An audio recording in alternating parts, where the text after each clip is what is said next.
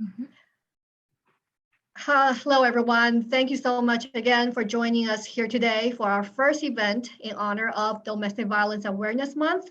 Now, as you may all know, Southwestern College leads a consortium of San Diego area institutions and organizations as part of our VAWA grant effort, VAWA being the Violence Against Women Act.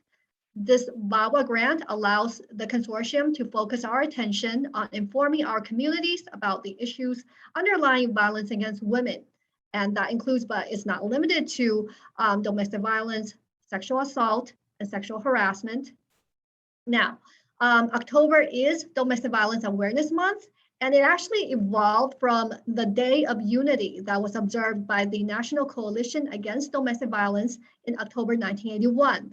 Full 40 years ago. The intent was to connect advocates across the nation who are working to end violence against women and their children. Then in 1989, the US Congress passed the law designating October of that year as National Domestic Violence Awareness Month.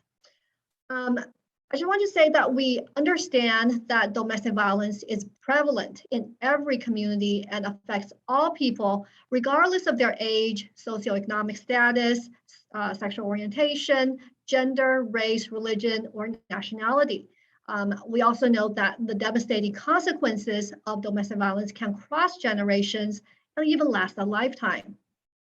Now, numerous recent studies have shown that the COVID-19 pandemic, with its lockdowns and stay-at-home orders, has led to a spike in intimate partner violence. Stay-at-home orders intended to protect the public and prevent widespread infection left many domestic violence victims trapped with their abusers. So it is more vital than ever for us to speak up about domestic violence.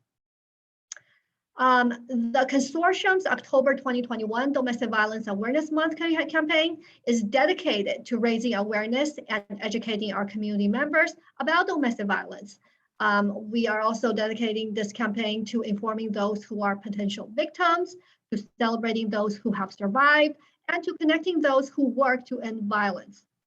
Partnering with community organizations and student organizations, our program supports the efforts of proaction, prevention, and protection against domestic violence. So all campus community members are welcome to participate in these free events.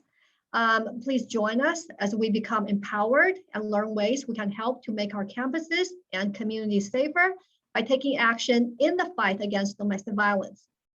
Now, for our event today, our presenter is a professional who works in the forefront of domestic violence prevention and outreach. Mr. Luis Canseco Garcia is the Domestic Violence Education and Prevention Manager at Community Resource Center, which is a nonprofit organization in North County, San Diego, that focuses on providing safety, stability, and self-sufficiency to those in need.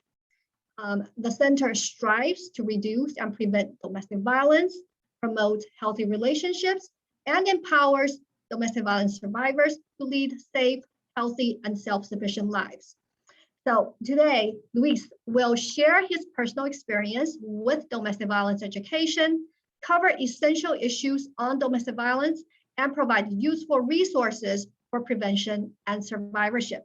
So please join me in giving a warm, virtual, unmuted welcome to Luis. And you can select the hand clapping symbol if you choose. Thank you so much. And take it away, Luis. Thank you, May. Thank you so much. And thank you everyone for providing this time and this space for me to come and give a short presentation. I will be doing a domestic violence training next week also, so tune in for that one. That one's gonna be next Tuesday at 2 p.m. And we're gonna go more in depth about domestic violence in that training, but today is gonna be more of an overview of what domestic violence is and what CRC, Community Resource Center, the agency where I work, does, and also what is it that I do, right? So let me start off first with my name, Luis Canseco Garcia. My pronouns are he, him, his. And also every time I present, I like to give land acknowledgement, and I want to acknowledge that we are on traditional territory of the Kumeyaay land especially here where I reside in Vista, North County, San Diego. Especially throughout the month of domestic violence, I think it's very important for us to remember that Indigenous peoples experience the highest rate of domestic violence and all forms of violence. And so I think it's something that we can keep in mind as we raise awareness in our circles. And also, before I talk about domestic violence, I always like to advise folks that it is not my intention to trigger any feelings or emotions in you, because this topic can be very triggering. It is very triggering to a lot of folks. So please be advised of that. If you are triggered, please reach out for help, seek out support services, or just take a break, right? Walk away from your computer or do something, because you care, you are priority. Again, thank you for joining us. And yes, so October is Domestic Violence Awareness Month. And so what do we do in October, right? So what we do is we remember those whose lives have been taken due to domestic violence. Here in San Diego, we lost 12 people last year from domestic violence. And so so we use this month to remember them, and also to remember why we do this work, right? It's also a month to center all of the people who have experienced domestic violence, to center survivors. And it's also a month to celebrate all the people who work towards ending domestic violence, or all forms of gender-based violence, right? Sexual assault, human trafficking, all forms of gender-based violence. So we celebrate all of those people who do that work, whether they work in direct services, such as in shelters, or case managers, or counselors, therapists, or if they work in the court, or folks who work out in the community doing outreach, raising awareness. Everyone who works towards ending all forms of gender-based violence, we also celebrate them this month. So I will say to you, wear purple throughout the month. You know, especially October 21st. October 21st is recognized as a national day. It's called Purple Thursday. So that is when we encourage everyone to wear purple on Purple Thursday, October 21st, to raise awareness, all of us together. And when you're raising awareness, I'm gonna share with you some points that you can share with people, and so you can teach people about domestic violence, right? So domestic violence is a pattern of violent or manipulated behaviors by a partner or ex to gain power and maintain control in a relationship, right? That's what it is. That's how the state defines intimate partner violence or domestic violence. 1 in 3 women and 1 in 4 men will experience some form of physical violence, and 1 in 3 women and 1 in 7 men will experience any form of either physical violence, sexual violence, or stalking in their lives.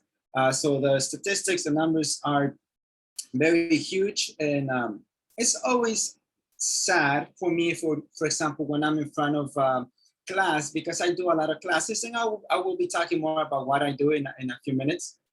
But it's always sad when I have a lot of youth in front of me, and knowing that some of them have witnessed or experienced violence, or if some of them are gonna experience some form of abuse, right? And so it is sickening. It is sickening when I think of that, but it is true, and that is one of the motivators of why we do what we do, right?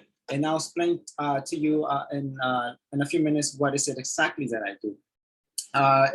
So back to the points, domestic violence includes physical violence, sexual violence, emotional violence, financial abuse, and stalking, both online and offline.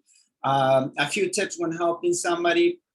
When somebody comes to you, if they're going through domestic violence or any form of violence, the first thing to do is to listen, right? That is something that we always encourage people. Listen to that person, because often when somebody comes to us, we have this human tendency of trying to solve problems right away. And so we must start saying things such as, oh, you know what, this is what I did when I was going through something like that. You should do something, you should do this or that, right? And the story starts becoming about you instead of that person. So let's listen to our friends, support them, provide them a safe space where they can talk about this. Don't blame them, or so say things such as, why don't you just leave? That makes them feel guilty, which is one of the reasons why folks stay in abusive relationships. And also, of course, be aware of your local resources so that way you can help out your friend, right? And one of the most important things is to be there for your friend. I think one of the most beautiful things you can tell somebody is, you're not alone, I'm here with you, right? Those words are powerful and they mean so much for somebody who's experiencing violence. Domestic violence happens to everyone, can happen to anyone. It happens to folks from all genders, sexualities, ethnicities, races, people from different income. So we have this statement in the field that says domestic violence does not discriminate, though institutions do. And so that is something that we must be aware of, right? And we see this, I see this as an educator when I'm teaching out in the community. For example, I'll go to, since I'm a Spanish speaker as well, I provide workshops in Spanish. And very often I come across people telling me, Luis, is this new? Is this resources new? And no, they're not new.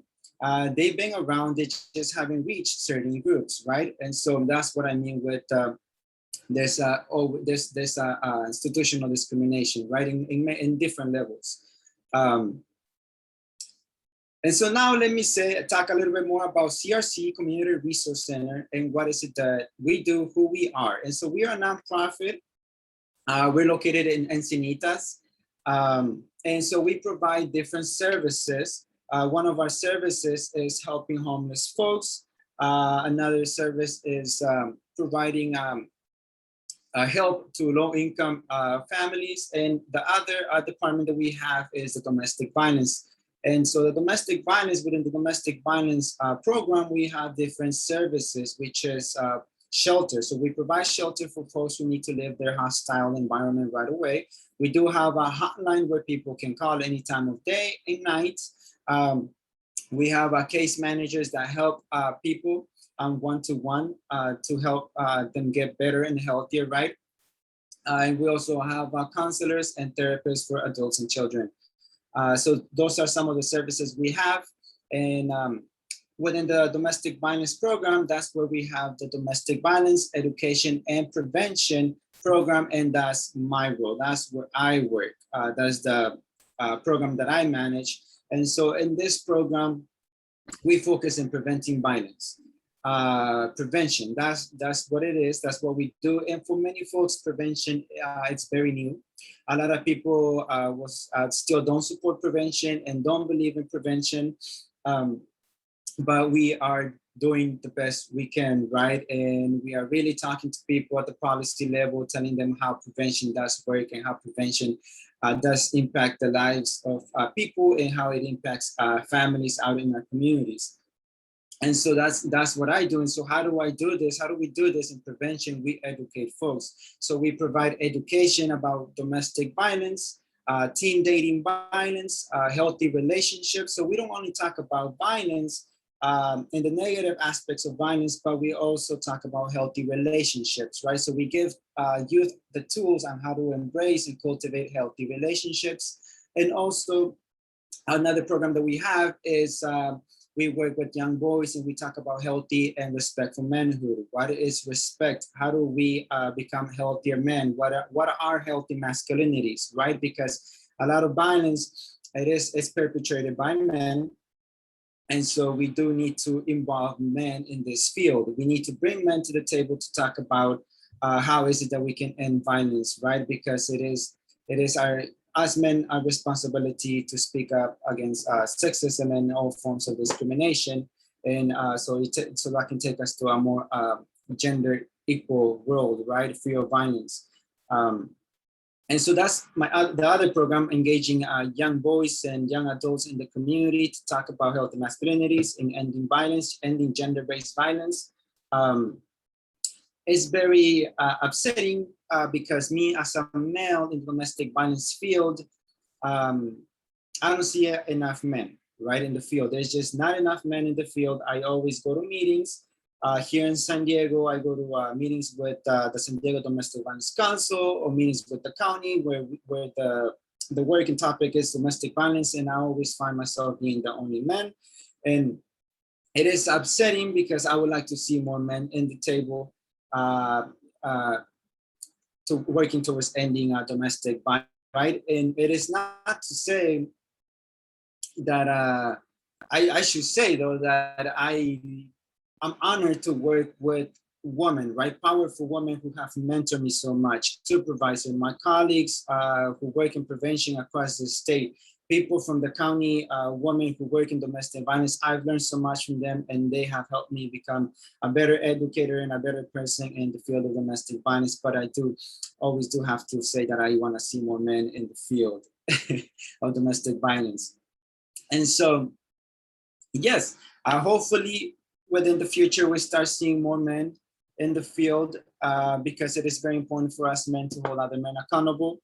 And not to just call out men, but also call them in. That's something when we say in a program, let's call men in, right? Instead of calling them out, let's call them in. Let's invite them to this conversation, right? It's not an attack on masculinity. It's not an attack on men. It's an invitation towards men to talk about how is it that we can end gender-based violence. And so that's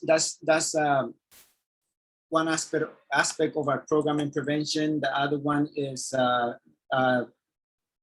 having workshops in Spanish, as I mentioned previously, in the community with our Spanish speakers. Educating people about domestic violence. And every time I present to colleges, I always tell students that, sometimes when we're in college, we are surrounded by so many resources that we feel like that there's just enough resources out there. But that's not the case in communities. In certain community areas, that's not the case, right? Yes, there's a lot of resources in schools, but not out in the communities. And so it's really important for us to take these resources out to the community, right?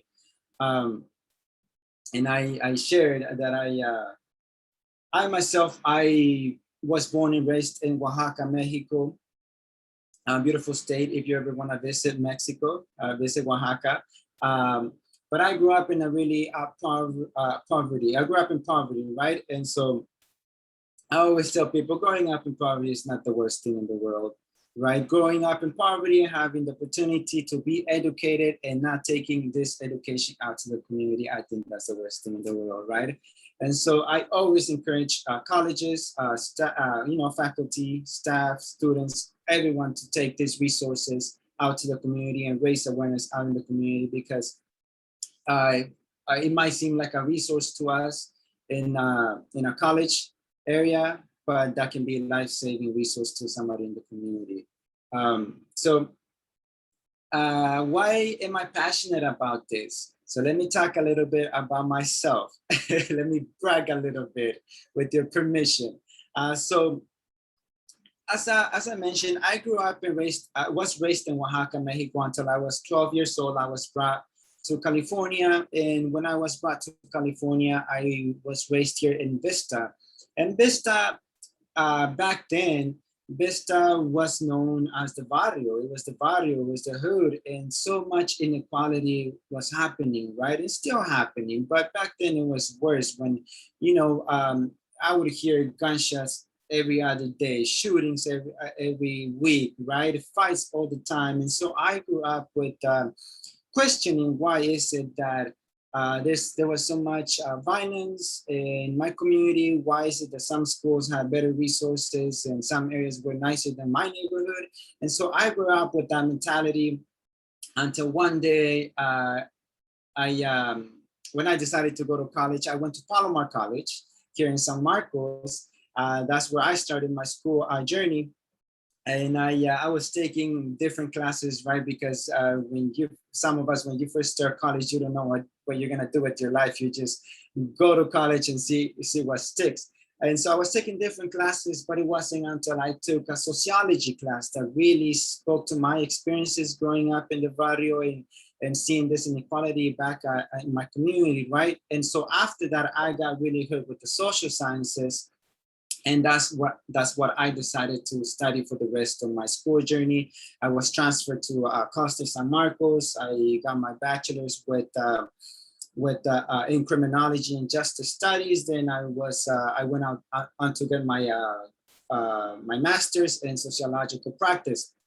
And so that's my background. My background has always been about sociology, applied sociology, and how we can apply sociology and justice studies that we learn in school in the community, right?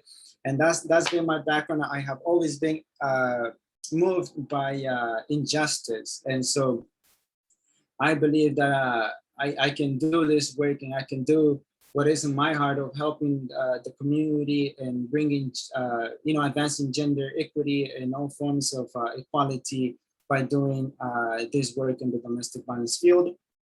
And so, yes, that's been why I do what I do. It's been a challenge, I'm not gonna lie, especially as a Latino male doing this work. There's a lot of social pressures out there, right? Because even within my own family, people look at you different because of the work that you do. For example, my gender identity has been questioned because I work in the domestic violence field and I advocate for women, right? So that has happened. Other folk have asked me if I was sexually abused as a child and if that is why I do this work. So there's a lot of pressures coming at you, especially being a Latino male when you're surrounded by so much machismo, right? I was, like I said, I was raised in Oaxaca, and my whole life I've been around machismo. That just has been my whole life. It wasn't until I reached education and college where I started questioning things, right? And so that is why I'm so driven by the education and prevention program, because I believe that education can change people, right? And so education can inform our youth and the community about, violence, about gender inequality, and these old traditional ideas that we have that have been passed down to us generation after generation. And many of these old traditional ideas come with violence, right? A lot of trauma has been passed down generation by generation. And so it is my goal to help youth break those generational traumas and become healthier. Yes, that is what I do. A call to action, learn about domestic violence, what it is, the types of abuse. And I'm gonna be delivering a class next week on Tuesday. So I'll be talking more about the types of abuse and how it manifests in relationships. But yes, get educated. That is one action you can take. Talk about it, like I was saying earlier, bring this education to your communities, to your circles, to your family, your friends, right? And especially as males, let's talk to our male friends about, hey, how are you doing, right? Because males also experience domestic violence and sexual assault and also human trafficking. And so let's talk to our males, especially right now. We have the highest rate in history of men dying by suicide. I truly believe that we need to provide spaces for our brothers out there where they can talk things out, right? Instead of walking it out, let's talk it out. And let's talk about what is it that it's bothering us, what's hurting us, what's wrong, what's going on with us, right? And have that conversation, right? So you can be there for your friend and have your friend talk to you and feel healthier afterwards. Raise awareness in your schools. Put out flyers, or palm cards. Do presentations in your school. So yeah, bring information to your community. You can also get involved with domestic violence agencies here in San Diego. There's plenty. They're always looking for help. There's committees who are always looking for help from colleges, from the medical field. We're always looking for help from people and professionals from all different fields to work towards ending violence, right? And how can we promote a healthier environment here in our San Diego communities, and how we can prevent violence in our schools, for example. So you can get involved. Also, of course, vote for the politicians who support policy that advances gender equality and then also in all forms of discrimination, right? Resources, you can visit our homepage, Community Resource Center. You can look it up on Google, Community Resource Center. Like I said, we provide a hotline and we provide other services, but we can also pinpoint you to other websites where there's a lot of education about domestic violence. You can check out the hotline.org. They have so much education on domestic violence and also a hotline where folks can call. And the wonderful thing about the hotline.org, so it's a nationwide agency, and these resources where that they provide, when you call this hotline, they connect you with your closest resource center. So for example, if you're around Encinitas, Carlos, right, and you call the national hotline, they're gonna direct you to community resource center, right? And that is the case with our other agencies across San Diego. And yes, so that is me, that is what I do. And now I'm gonna open it up for questions. Thank you.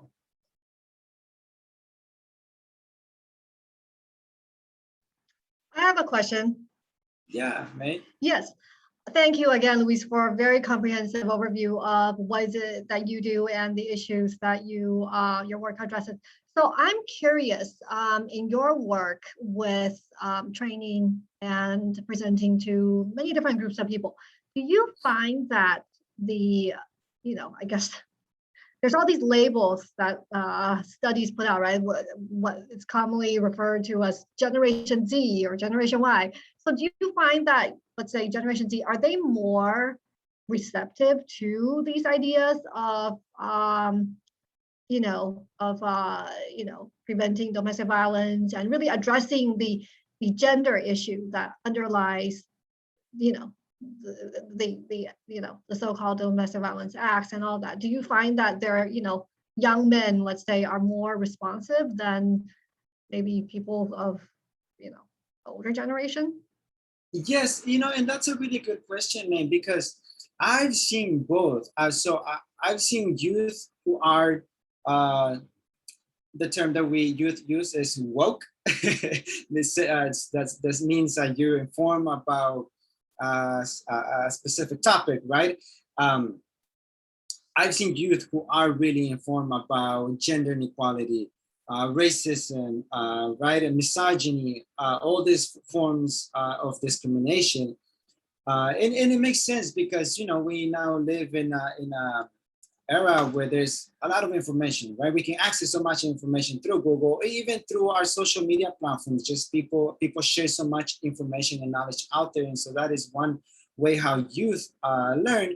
And also something with the new generations is that they're more open to conversations, to hard topics, to conversations that for us, the older generations, were taboo to talk about in our families, or were really hard to talk about. And yeah, youth are really open to harder conversations.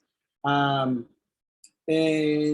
something that I have also that when I'm talking to adults, a lot of adults tell me that the youth now are really sensitive. I've received that so many times. Oh, youth right now, they're really sensitive. They get butthurt with everything. You cannot joke with them. And so I like to think that it's not that youth are sensitive.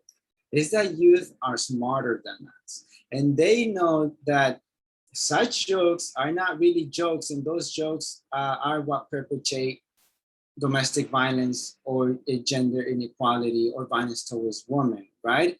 And so that's what I like to say to adults, that they're just challenging old ideas that we used to, I guess, take them as jokes. And so they're challenging that.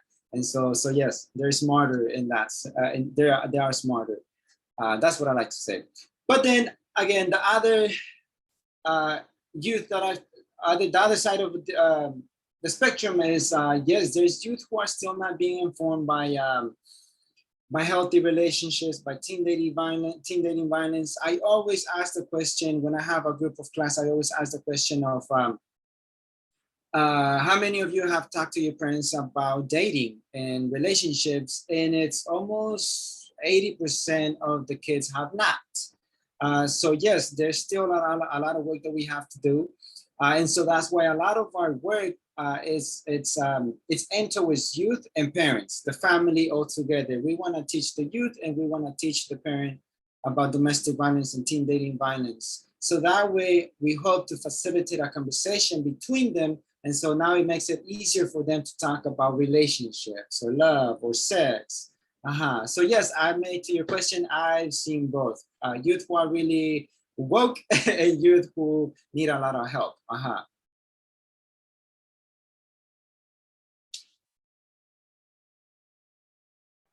Yeah, I think Dr. Corona has a question.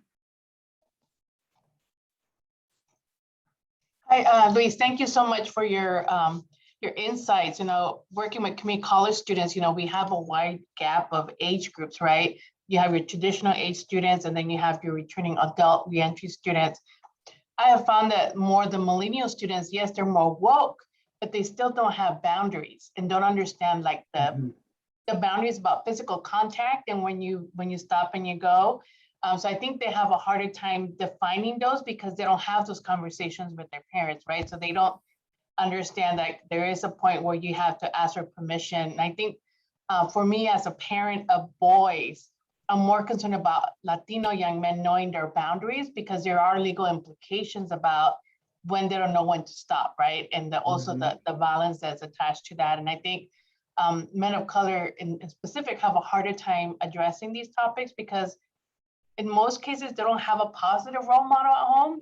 Traditional first generation parents, especially in Mexican culture, machista, who, is not very respectful of their mother. So they don't know what a positive relationship looks like. So I really appreciated what can it look like and what it should look like. But for most of our young Latino men who do not have a positive experience, they really don't have much to compare to, so that they end up repeating the same cycle of control and violence as a way to feel like they're in control of their relationship. So I think that's very important work to do in our community, especially with our young men who are woke and understand it, but may replicate the behavior because they don't know what it can look like if it's different. Yes. Thank you, Dr. Corona. And yes, that's really important because so with youth, I have asked them what misogyny is for some youth, and some youth are well aware, but then when it comes to talk about healthy relationships, what's a healthy behavior and what's not a healthy behavior, they're not there yet, right? So yes, they might know some terms, and that's good, but they still don't know how to what's healthy, what's not healthy in a relationship. Yes, thank you.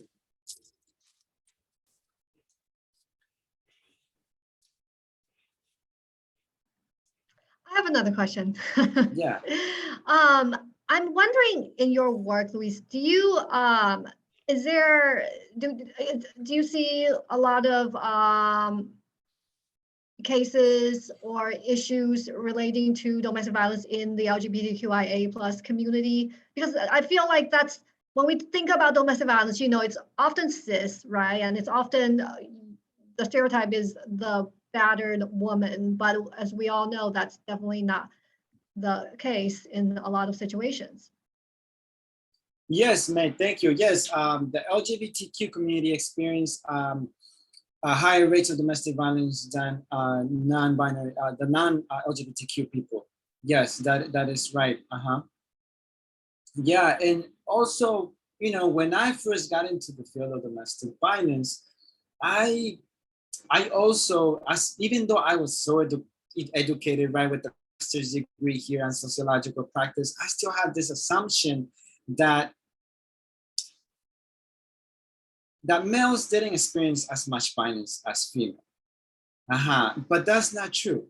Males experience a lot of domestic violence. Yes, it is different.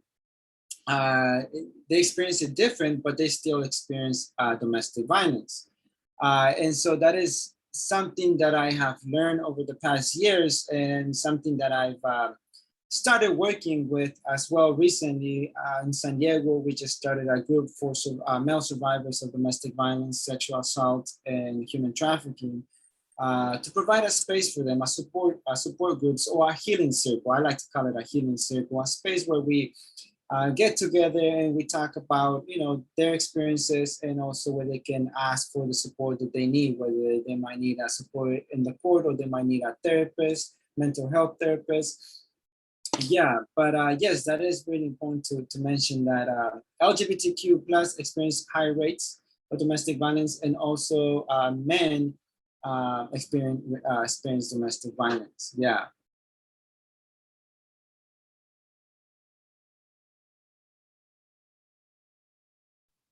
Thank you so much. Do we have any other questions that our attendees would like to ask?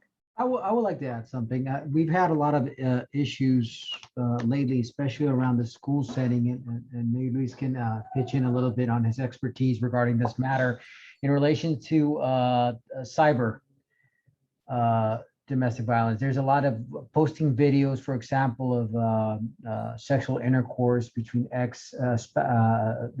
partners, and posting them on social media. And I do believe Mr. Taylor is here, and we were talking about that the other day, because that's one of our talks that we're going to have in the law enforcement area on Friday.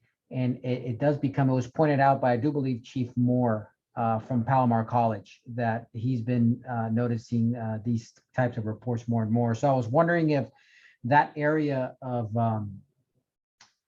the victim side, do you get a lot of reports, and what kind of assistance is that? Because we have a lot of recommendations that we give students in terms of how to protect their personal information, how to protect themselves, how to change their social media page. Everything's driven through social media nowadays. And I do believe that all these crimes are infiltrating that area. And what measures have you heard that are being taken outside of the norm in terms of helping the victims out? Yeah, thank you, Marco. Yes, so our case managers, they're trained also to deal with cyber abuse and also cyber stalking. That's what it's called, the stalking that happens through technology. And here in the state of California, it is a crime, right? It is a crime. Any cyber abuse, cyber stalking is a crime. And so we do provide classes on that as well. Our classes are aimed towards, preparing the youth on how to keep their social media platforms or their use of technology on the privacy side, and how not to share passwords, and also what cyber abuse looks like. When you're receiving messages or pictures without your consent, unwanted pictures. And yes, there's been a lot of threats also.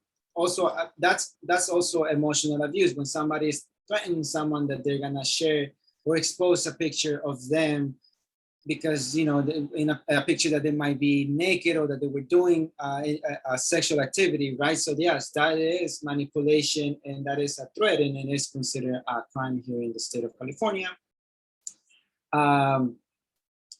Yeah, and this cyber abuse is happening so much, of course, with the rise of technology, right? And I get so many questions from youth often about how their boyfriend, for example, just recently, not too long ago, a young girl was telling me that her boyfriend tracks her through the use of this app called Snapchat. So in Snapchat, there's a feature in Snapchat that you can, it's called ghost mode, that you can turn it on and people can see where you are at all times. And so I asked the young girl, why do you think he tracks you? And she justified that as he loves me, he cares about me, right? And so that's the importance about what we got to talk about, what's healthy, what's not healthy, right? And I asked the young girl, and do you have both of your parents? She said, yes. How's your relationship with your parents? She said, my parents are very loving. And so I asked her, do your parents track you? And she said, no. And then I asked, why is that? Why is it that your boyfriend tracking not your parents? And she didn't know what to answer, right? And so we need to have these conversations about what's healthy and what's not healthy. We gotta stop normalizing unhealthy behaviors as romantic or something out of love, right?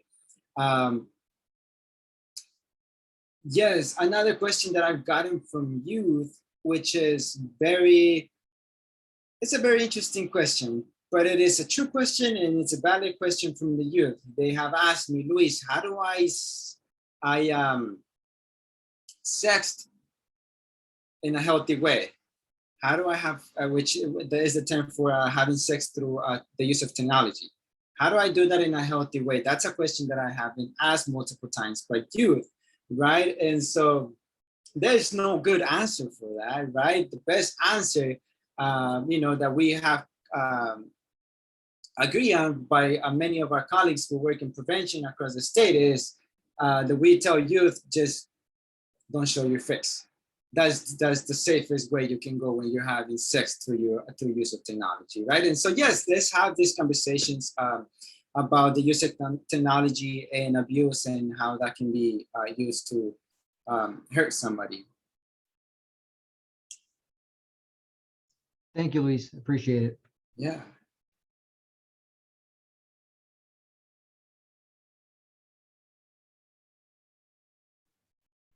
Do we have any other questions for Luis?